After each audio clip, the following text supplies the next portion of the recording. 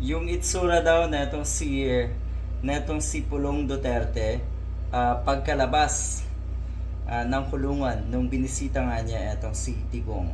Yung itsura na tila ba hindi mo maalaman kung paano niya sasagutin yung katanungan ng mga nag-aantay sa kanyang mga diehard diyan sa The Hague para magbigay siya ng mensahe, magbigay ng statement tungkol kay Digong.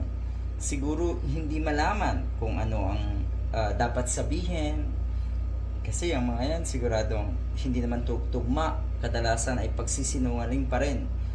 Kasinungalingan pa rin ang sinasabi tungkol kay Digong.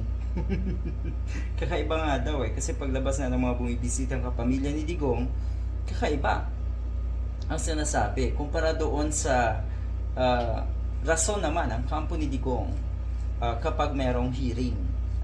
Yan. At ang sinasabi ngayon na ng si Pulong Duterte, long hair na daw si Digong. Mahaba na daw ang buhok ni Digong. Matanda na. Pero ganun pa rin.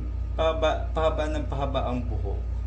Isipin mo nga naman. Sino ba naman kasi, di ba naman daw kasi problema sa pagpapagupit netong si Digong ay poproblemahin pa rin ng ating gobyerno.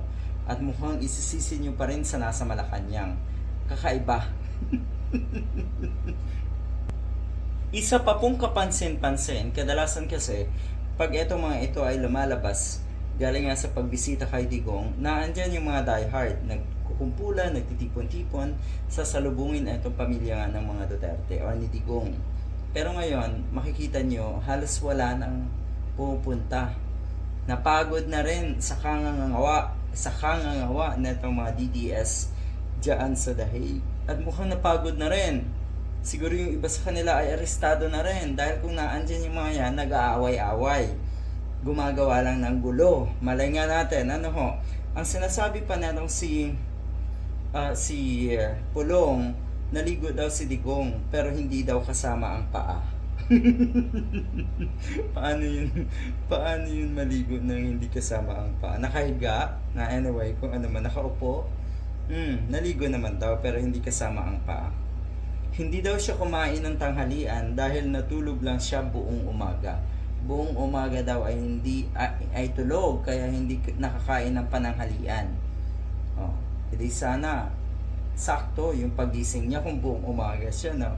Saktong pananghalian. Hindi daw kaya dapat sabihin na si Pulong na hindi nakakain ng umagahan dahil nga buong umaga daw ay tulog.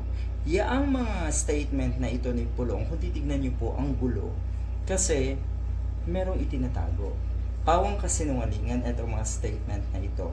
Pawang pambubudol sa mga taga-suporta pa rin ng mga Duterte. Makikita natin, bottom line na ito, nagpapaawa pa rin. Pero yun nga, ang nabubudol nyo na lang ay yung mga tanga na taga-suporta nyo.